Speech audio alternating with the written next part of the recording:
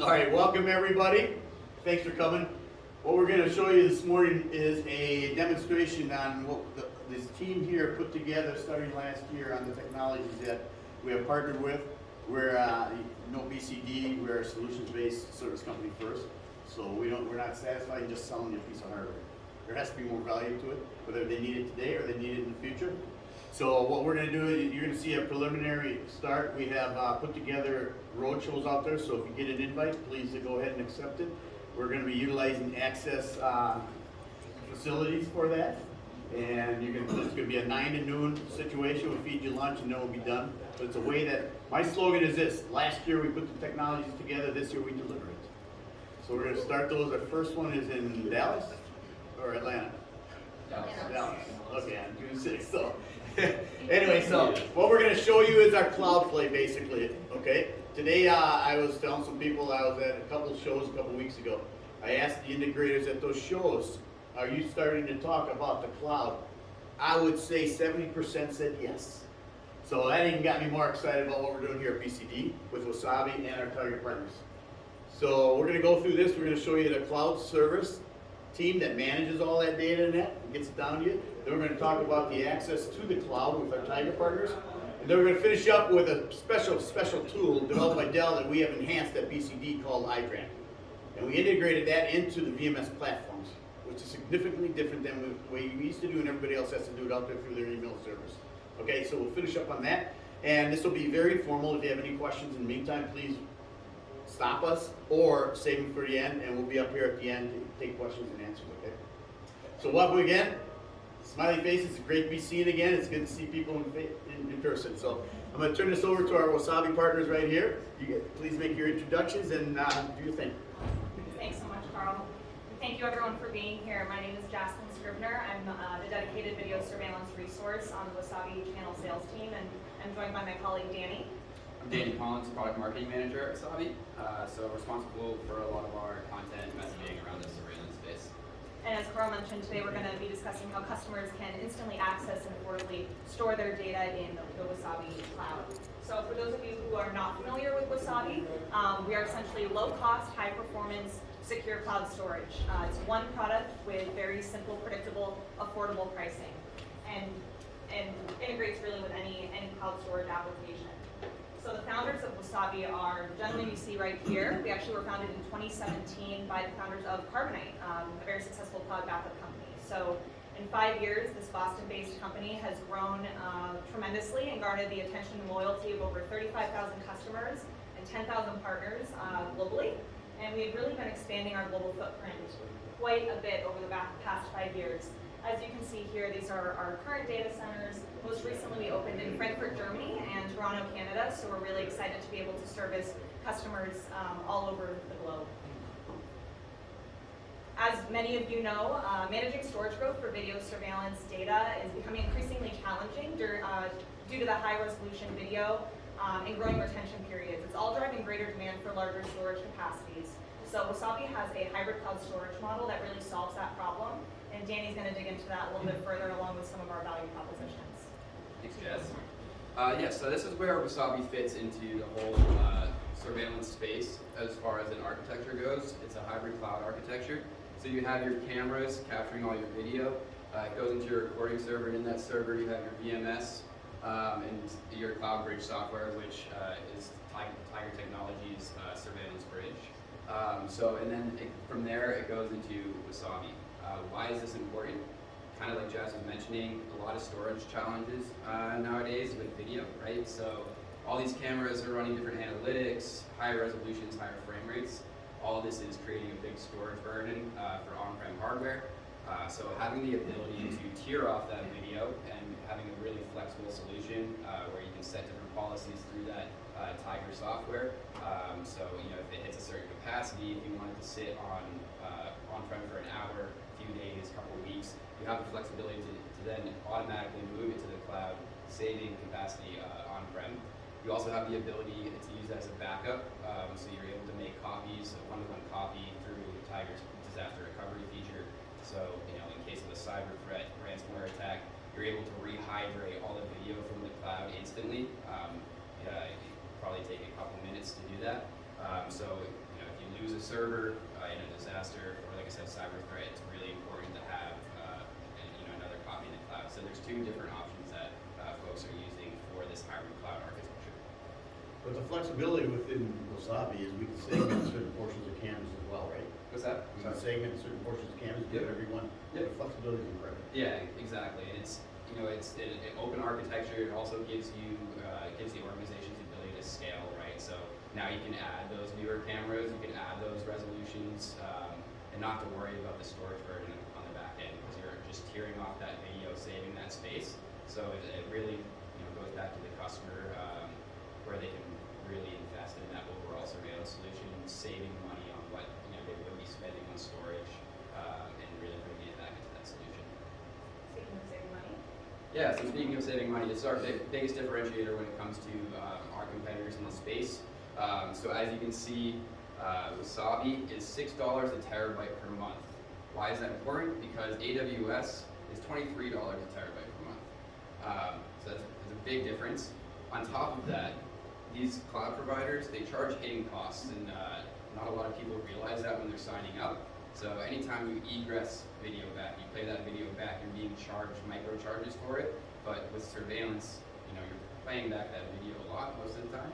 So you're going to be killed on these hidden costs, and at the end of the month, at the end of the year, what you thought you were paying for storage doesn't actually add up because you're going to be having all these hidden costs. You also get charged for API requests. Anytime you want to ask to look at your data, you're being charged for it.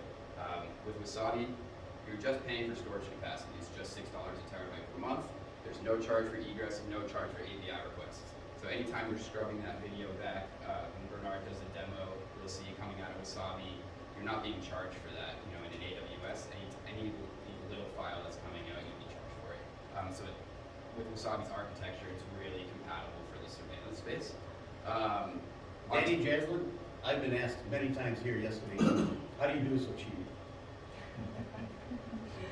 The secret sauce, but the no egress and no charge for API. There's if you want to speak to Sawmill, our engineer, I'm sure he can give you a much more technical explanation on the metadata and how they are able to price it. That we're able to price it the way that we do. But what's important to know as well is that these legacy cloud storage providers, they have multiple tiers of storage, and Danny's going to go into it into a second. But it may look like the price is comparable, and Glacier or some of the other folks have less expensive tiers of storage. Why wouldn't I just store it there? Well, it may look appetizing, but then you're going to get hit with those egress and API charges. So overall, it actually isn't the most affordable solution. Yeah. So also to answer Carl's points on why is it why are we more affordable, or how can we do that? AWS, all these guys, they were created 2006, right? So they're still using that legacy architecture. They don't need to change because of how big they are. We were started in 2017. Our founders found a gap in the market where they could, the way they developed the architecture, it could be a lot cheaper than what these folks are doing now. But like Jasmine was saying, AWS, Azure, they have all these different tiers. As you go down in the tiers, it gets less expensive, but it's going to take a lot longer to get your video back. It can take anywhere from 5 to 15 hours to get your video back, depending on the industry. Let's say cannabis, for example, highly regulated space. A lot of the state regulations say that you need to have on-demand access to your video. So if your video is sitting in a Glacier tier in AWS and it takes 5 hours to get your video back, or 15 hours to get your video back, and someone comes in to audit it, says show me video from 2 weeks ago, you're going to be out of compliance. It can be fined, hurt your business. With Wasabi, it's only one tier of storage, and it's hot storage is what we call it. So very similar to the AWS S3 standard with speeds, but you're getting that video back instantly with the click of a mouse, and you're paying those archive tier pricings for it with that low cost and no egress charge, something like that. So as far as performance goes, like I was saying, instantly accessible. There's no lag time. You're playing it out of Wasabi. It's seamless. You have that instant access to video because with the Tiger Bridge software, how it works, and you'll see it in a minute, is the file folder, the folder format looks the same on your local space. It's just the metadata that's sitting there locally. All the contents is actually of the data, the part that's taking up a lot of storage is actually sitting in the cloud. So with that software piece, it just acts as that translator, converting that video file format to object storage, and that little metadata, that stub file, just acts as a pointer to the cloud, so we're able to really seamlessly show that video. And then lastly, security, always a big concern for folks, especially when it comes to the high sensitivity of video. With Wasabi, we're implementing the highest standard in security practices. All of the data centers that we use are SOC 2, ISO 27001 compliant, Tier 4 data centers, so the highest end of security. All of the video is encrypted in transit, and the rest. We have the multi-factor identification, all the secret keys, access keys, and then on top of that, the biggest thing for us when it comes to security is implementing immutable storage. And what that means is all the files that sit in a bucket, so think of just a container that houses all the files, you have the ability to designate a certain bucket as immutable. So you're locking that bucket.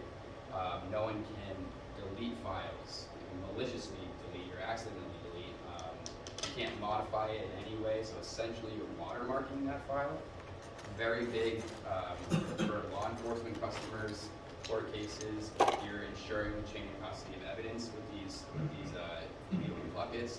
It's also just a great way to prevent ransomware attacks. There's no possible way for anyone to delete or hold ransom in these files and these buckets. So you set a policy saying, I want this bucket to be immutable for 30 days, 90 days, however long you want. After that, that time period, that retention period's up, you're able, the bucket becomes unlocked, and you're able to do whatever you want with the files, delete them, whatever. But that's probably the highest standard and the highest security feature that we offer, and it's really big, like I said, with law enforcement and just companies in general. But having those, going back to having egress costs, we've also seen a lot of companies now want to just test that they have the ability to move their video back and pull these files back now. So in case of a ransomware attack, in case of a cyber attack, we're able to do that. If you're in AWS and you're getting charged for all these little hidden costs and want to try and test and pull back your data, you're going to be paying for them. It's an expensive test. Yeah, it's an expensive test. So it's with Wasabi, it's really compatible with the architecture that we're doing with the surveillance space. It lets folks meet these growing retention requirements by just tiering off this data into the cloud, letting it sit there for however long. We've really found that there's no a lot of the video sitting on-prem, like 75% of it's not actually going to be used. We have a lot of school districts that find that they don't have an incident of bullying or vandalism or something within the first 5 days. They're really not going to use it, so they're going to move it off to the cloud. So we have one school district that has 100 terabytes of video with Wasabi. They're constantly uploading 3 terabytes and constantly deleting 3 terabytes a day. So they know that because of these no hidden costs, they know that it's just going to be a flat storage. They know exactly what they're going to be paying for. Justin's going to go into pricing in a second, but because it's so predictable pricing, with budgets and everything like that, they don't have to put down a credit card for every month. They're able to know how much storage you're actually consuming, and because it's a flat rate storage, it's basically bottomless, which is a really cool feature. Dave, can I ask you a question? Yeah. Going back to those encrypted watermark Yeah. files that after the certain time period that you suggest Yep. for a user, they become unlocked. Yep. Do they ping you first and remind you that this is about to become unlocked? You want to extend it, or do you have to force it to become unlocked, or does that happen automatically? You don't have to force it to become unlocked. After you set that retention period, it essentially just unlocks itself. You do have the ability to go back in and change the different retention But period. will it alert you that FYI it has unlocked this file? I'm not sure if it actually, we don't send out an alert that it's going to become unlocked. I can definitely check on that, but I know that when you hit a certain storage capacity, it's a big question. Like, if you're getting close to meeting your actual requirements, let's say you have 100 terabytes of storage and you're getting close to that, we will send you a note that says, hey, you're getting close to this. Do you want to extend your storage? It's very seamless to add on different increments and different chunks of storage through that. And in case you can't see, the little discs right here do show that we adhere to major industry compliance standards as well. So HIPAA, CJIS, GDPR, and if you want more information on our compliance regulations, we have plenty of information to share. But as Danny mentioned, in terms of how to purchase Wasabi, there are two ways to buy. So we do have a direct model where customers, if they're just looking to purchase some storage, they can throw down a credit card, purchase Wasabi at list price of $5.99 per terabyte per month. But that's not so channel friendly, right? Some educational institutions and law enforcement agencies aren't going to go put down a credit card to buy their storage. So we have a very channel friendly model that we call reserved capacity storage, where the customer is going to purchase their storage upfront in exchange for discounts. And very conveniently, BCD does sell Wasabi's reserved capacity storage, so you can purchase from BCD, which is great. And Bernard will go into the Tiger storage bridge component, because currently that storage bridge is an additional cost. So we are just the storage, and you'd be purchasing just the storage. And then with Tiger, you'd be purchasing that storage bridge. We work very seamlessly to turn around quotes very quickly, so that the customer is getting that full solution price. We have a very robust partner portal for our partners to enable their sales efforts, where you can request marketing development funds, co-branded assets, all the good stuff that you need to effectively sell Wasabi storage. And we will leave you just with the fact that overall, Wasabi is going to help lower your customers' total cost of ownership, which of course is very, very important to them. So they can invest in other areas like analytics and camera hardware, the other things that are really driving and optimizing their business. They should not have to be paying these huge prices and allocating budget to storage, and with Wasabi, you don't have to. So thank you so much for your time, and if you have questions, you're at booth 4103. Yes? Yeah, just, so, your continuous data protection, right? So you're not using a backup? So we do partner, so we're just a storage piece, but we do partner with companies that do the backup. So, Commvault. Veeam, Commvault, we have strong. We have a very robust partner network. So we do rely heavily on our technology alliance partners, just because we are just a storage piece. Because backup and recovery actually was our primary use case before we, have recently broken into the surveillance market for video data. So we do have strong partnerships in the backup space. Yep. Thank you very much. We're going to pass it off to Tiger Technologies now, or Carl will introduce. Yeah, for our friends that just came in, what we're doing is we're showing you the BCD solution full cloud that we have. So Wasabi is our partners in the actual cloud service. Get all that up there, they manage it and everything, they bring it down. Then we need access to that cloud to be able to do that. Okay. So what you saw here, if you're an owner of a company in here, you're gonna like the fact that if you work with our solution, you have a recurring yearly revenue. Okay. You like that, huh? So that's always a plus. But what we're here to do, as I mentioned earlier before you walked in, is we're a solution-based company, service first, okay? So we don't want to just sell you a piece of hardware. We want to make sure that it's benefits to you and your end user for the long term, whether they need it today or tomorrow. So we just finished with Wasabi. If you have any questions for them, we're going to be out there after we're all done. We're showing a short version of what we're doing. We're doing some roadshows. This first one's going to start in Atlanta, and we're going to do it utilize the access centers. And it'll be 9 noon, we'll give you full versions of it, and we'll feed you lunch and then you can go. So if you get those invites, check that box. All right. So now I'm going to turn it over to you to introduce yourself. But here's our access to the cloud, which is exciting with the partnerships that we have, because we can actually put it in the VMS and the server. So there's companies out there that want you to put third-party gateways and hardware in.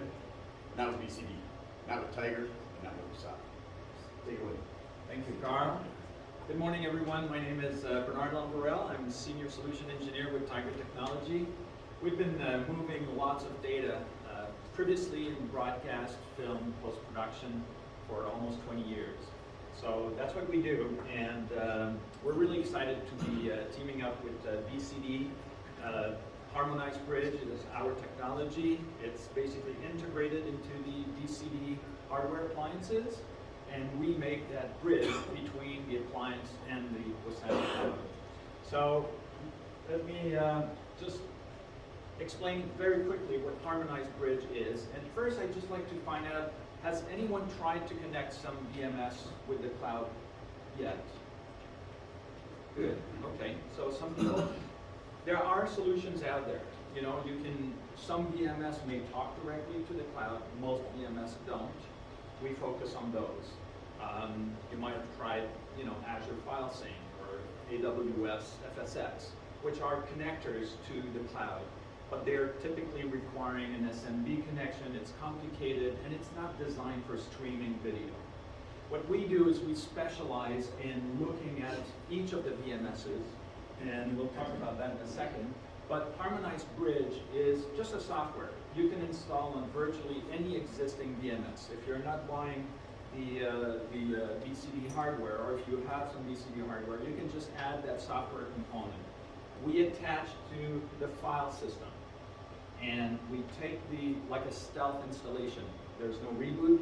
We connect to the file system, we grab that data, we replicate it to the Wasabi cloud, and then we can free up space on the local drive. And to the VMS, this is transparent. The VMS tries to access the drive, looks for a file, and it doesn't know the data's in there. It's just gonna feel a little bit more resistance because we're gonna have to go and get the data from the cloud and bring it back. But what we do, and what we specialize in, is making that resistance as little as possible and totally transparent to the VMS. So, Harmonized Bridge, if it's not pre-installed on the hardware and you're installing on the new system, is a 2-minute install. The VMS doesn't need to stop recording video. It just keeps on going. So there's no interruption of service, no need to plan for maintenance, downtime, or anything. Just install the software and you instantly gain disaster recovery and storage extension. So there's no change to the existing infrastructure, no additional hardware required. It works with most VMS, and we have some really advanced integration with Milestone. So we have a generic solution called Harmonized Bridge that works with virtually all VMSs, but we have some unique integration with Milestone. It provides, the benefit you get is fastest possible disaster recovery. So you can enable disaster recovery in Harmonized Bridge, which means as soon as the camera data gets recorded on the recording server, we take that data and we write it to Wasabi. If there's a loss either of the drive or of the entire recording server, you can just reconnect, set up a new recording server, reconnect to the same Wasabi bucket, and our technology will scan the bucket and recreate that local file system without having to download any of the data. So as soon as we've done scanning the Wasabi cloud, the file system appears like magic on the VMS, and the VMS software is ready to be, to read the data. Bernard, is there any extra cost than disaster No, recovery? absolutely not. So it's the same, it's just your cloud cost. So obviously if you have disaster recovery, you're recording everything to the cloud. I mean, that's the only additional cost.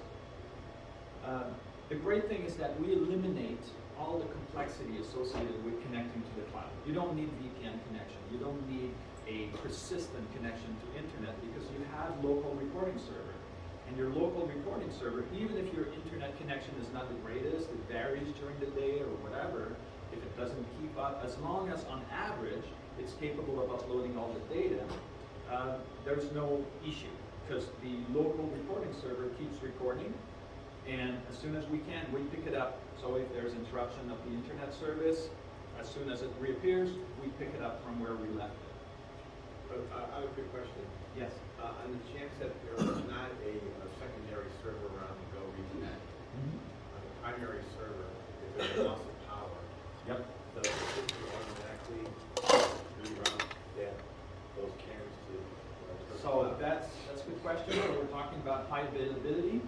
So specifically for Milestone, it's a separate technology from Harmonized Bridge, but we have a technology that provides a seamless failover capability between multiple recording servers. So normally, if you're familiar with Milestone, when Milestone fails over, the new recording server starts recording, but you lose access to what was on the previous recording server. With our high availability technology, when the failover takes place, you still have access to everything that was pre-recorded and everything that you're recording. And when the original recording server comes back online, we can re-backfill all that recording server as well. And let's suppose it might be Genetec or some other non-Milestone. So if it's not Milestone, we don't have an HA technology or Genetec. So what you would do is basically have to replace the recording server, reconnect to the cloud, repopulate that data set, and then we'll be ready to go. oh, sorry, yeah, was it- Well, last stupid question, okay? What, let's say it takes you 35 minutes to do all that. What happens in those 35 minutes to that data? Unfortunately, in those particular cases, if there's no recording server to record, then you've lost that.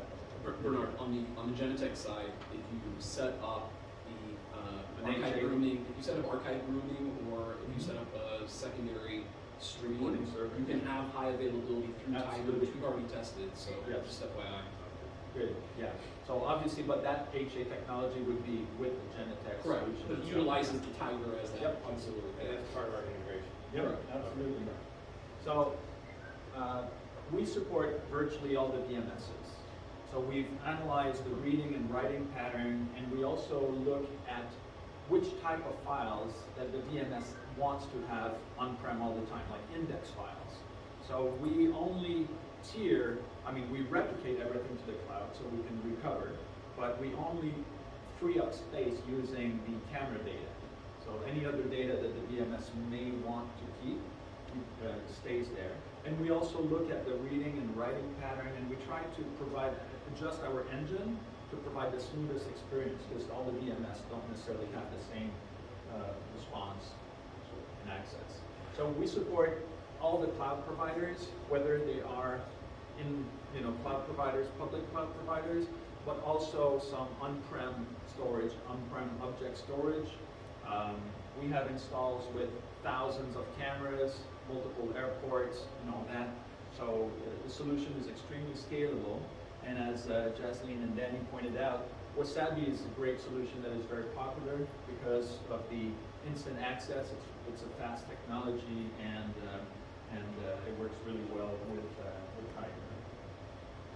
So we've seen this before, so it's the same idea. Camera gets recorded on a recording server. When the data is on the local drive, it gets replicated to the cloud, and then we can free up space on the cloud. You want to have some amount of local storage. So we're not going directly to the cloud from the VMS. The VMS reads and writes from the local drive. The total retention period is defined by the VMS. The VMS writes the file, the VMS deletes the file. In between, we give you the tools so that you can choose how much of that data should stay local, how much should go in the cloud. Okay? So some people want to maintain more data locally, etc. So so for all the VMS, so whether they're Genetech, Salient, or other that are non-milestone, so we have a utility, it's the Harmonized Bridge utility, which basically allow you to select the source where your camera repository is. So you just point the software and say, okay, this is where my camera repository is, and you can essentially attach that local folder with a bucket in the cloud. As soon as you make this connection, you can choose if you want to do disaster recovery and or storage extension. So we provide those two capabilities. When you enable disaster recovery, it basically means everything that's local, you replicate to the cloud. So you make a mirror copy. When you enable storage extension, you're basically saying, I only want to keep, let's say, 4 days on my local recording server, and then after 4 days, I want to remove the data from my local drive. So with those two options, you have 3 or 4 combinations, obviously one being do nothing, but you can have only disaster recovery, you can have only extension, which means the data gets recorded locally and is not being replicated to the cloud until a certain amount of time. So for instance, customer may have 30 days of local storage and they just want to extend it to 60 days in the cloud. So they want to have 30-day local and then 30-day in the cloud. In this case, the data sets are different. They complement each other. So with extension, you can just say, I want to keep 30 days, then copy and remove locally. Or you can combine both options, which means as soon as the camera data comes in, it gets replicated, then maybe wait 3, 4, 30 days, how many days you want, and then free up space on the local drive. So with those two combinations, you can basically address any customer requirement, whether they want to have compliance with a copy of the data, they want to rely on their local storage, because, it's gonna be quicker, but also more importantly, if there's a disruption of service on the internet, this is the amount of data they have access, right? Solutions that are only in the cloud, if there's no internet, you can't access anything. So if there's a fire, a disaster, a riot, something happens, the security officers can't access their data. Maybe the data gets recorded in the camera still, but that doesn't do you good until the internet comes back and you can re-access the service. While if you have the local recording servers, you still have access to all the amount of data that is still in the recording server. So most customers choose to have at least a few days of local storage, and then they replicate and push to the cloud. So it allows them to really scale down the footprint of their local storage and rely on the cloud. So as I mentioned, we support all the clouds, all the tiers in the cloud. We also support on-prem object storage. Sometimes there's some issue about data sovereignty, cities, whatever, but it's less and less becoming an issue because people realize how reliable, fast, and everything the public cloud like Wasabi are. So we support, when you use, let's say, Genetec or other types of VMS, on the file system, we show like little color icons so that people can actually see where the data is. When it's orange, it's been replicated to the cloud. When it's blue, it means that it's only a stub file, technically, which is basically a pointer to the data that's in the cloud. But to the VMS, that pointer looks like a normal file. We have stats to show you exactly how many files have been replicated, if there's any failure, or anything like this. Now, there's a version of Harmonized Bridge specifically for Milestone that's called Harmonized Bridge for XProtect. And the advantage is that it's integrated as a plugin inside of Milestone. So In BCD servers. absolutely.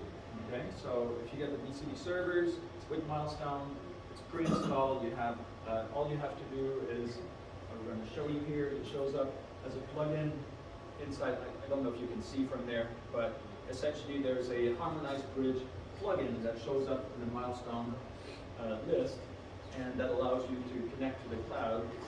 And so you choose your cloud provider, and then enter your account information.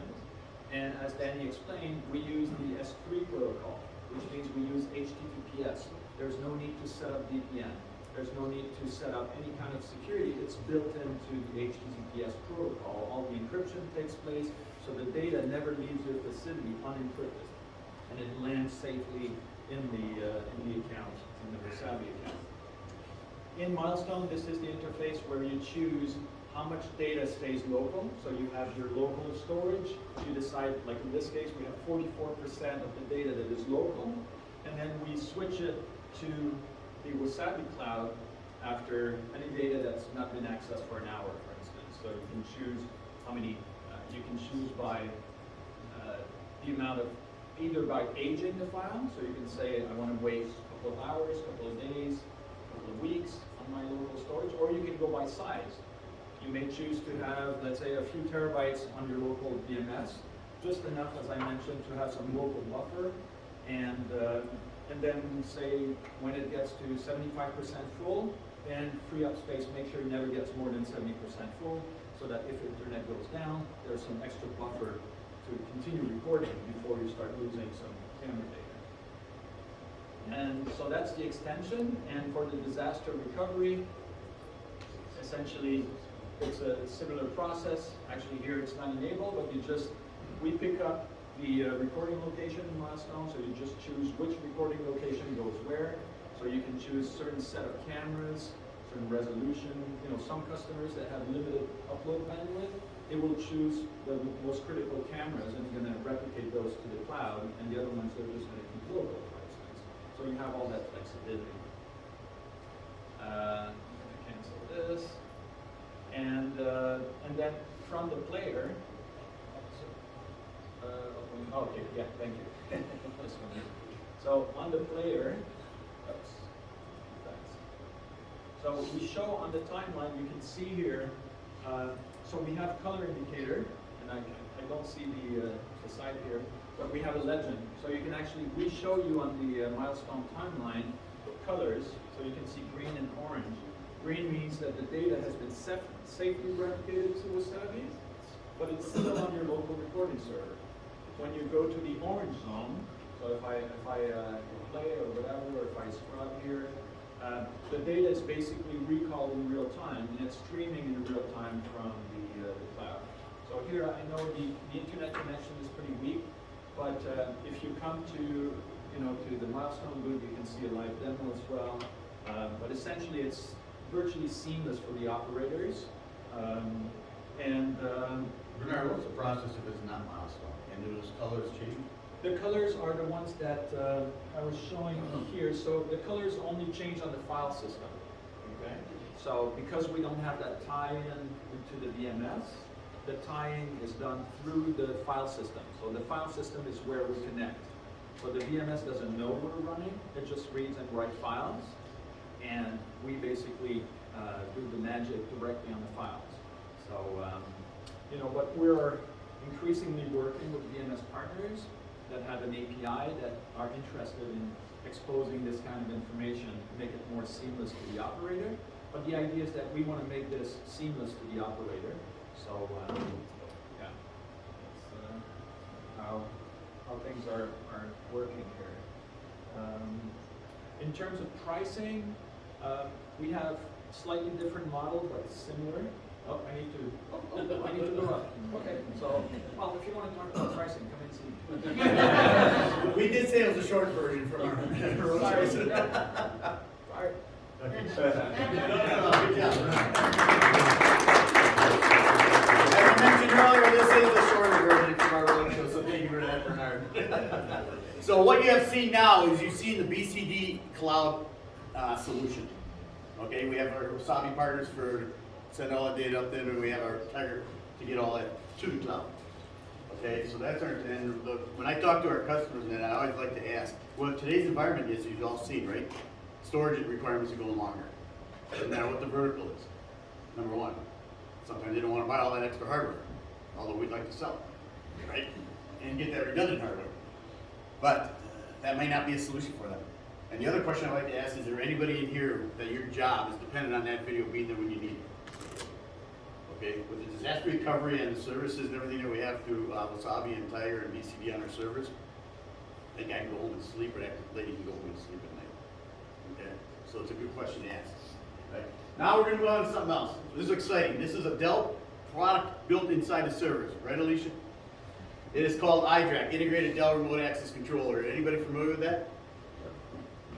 It's an extremely powerful tool, and you know that. Some of the things it can do. Okay? So what we have done, if you don't integrate it into the VMS itself, write it into that, you're going to hook it up through an email server, so you have to have guys that know how to configure that through that, okay? And then you get text and emails on alerts, alarms that are set in there, predictive failures, all that kind of thing, right? So our goal here at BCD for you and your customers is a single pane of glass. You saw that the difference in the Tiger with Milestone being integrated into the VMS right out of our servers, out of our shop, is you don't have to leave that Milestone GUI. You can do all that within it. Okay, with the other ones, we can get you set up with the plugin, but you're going to leave the GUI right now to get that all set up. Does that make sense? Okay, we integrated this into the Milestone, and hopefully we'll move faster. And we have Alberto here. He's got the brains of doing all the software writing. Oh, he's right behind it. He's humble. So anyway, we do all that. We're the only hardware company that can write it in. So when you work with BCD, we have that. Okay, but it's a very powerful tool to give those alerts. We at BCD, and what excites me, if you can't tell, I'm passionate about it, is it is a very powerful tool, and we have enhanced it. So with the capabilities of writing around different things, we can, if there's alerts or alarms that your customer may want that's not in there right now, they bring it to us, and we'll see if we can write that into it. So we're very flexible there, so always think about solutions. So what we're going to do now is, John, well, you we're going to show you the excitement of the iDRAC and what it does for you, and I think you'll appreciate it. Okay, so take it away. Good morning, everyone. I'm Jonathan Benedict from BCD Business Development for the Tola region. I also work with our development team on all of the integrations we are developing and testing and demoing. So, like Carl mentioned, we're going to talk about our harmonized iDRAC integration for XProtect. So as Carl mentioned, with iDRAC, it's a very powerful tool, and it tells you all the health and telemetry data of your key server resources such as CPU, memory, the fans, hard drives, temperatures inside of that server chassis, right? So what we're trying to do here is take all that key data and now put it inside the VMS, as you see here in Milestone XProtect, and make it part of the VMS platform so that end user, that security system operator, doesn't have to leave the VMS platform at all. He can see all of their Windows servers and also Windows 10 appliances inside of the VMS and get all of that critical data and alerts and alarms without ever having to log into the iDRAC separately. So here inside of Milestone XProtect, we have our iDRAC configuration page. This takes a couple minutes to set up and you're ready to rock and roll and go. You just need your IP address for your server and your username and password, and then you're connected to your iDRAC server or workstation. We have set up some telemetry thresholds that you can customize and set for server and workstation. So for the CPU load, the memory, and the temperatures, you can custom set that for each and every single one so that it will alert and throw an alarm inside of Smart Client, Security Desk, whatever the VMS platform may be, and let you know that there's something going on with that server. And then you can actually set up your custom alarm definitions. So when the CPU threshold's been exceeded, when there's a hard drive error, such as predictive failure. So when the iDRAC predicts that a hard drive is going to fail, it will throw an alarm now inside of the Smart Client and let you know that, hey, you need to contact support, there's something going on with your hard drive before that hard drive fails and you lose any video data. We also are monitoring the fans, the network ports, so if you have multiple NIC ports on the back of that, we're monitoring the up-down status of those. So if any of those go down, then it throws an alarm to let you know. We also monitor the power supply. So with these servers, they have redundant power supply. So if one fails or gets unplugged, it's going to throw an alarm to let you know. So that way you can fix that and remedy it before the server crashes, goes offline, or anything like that.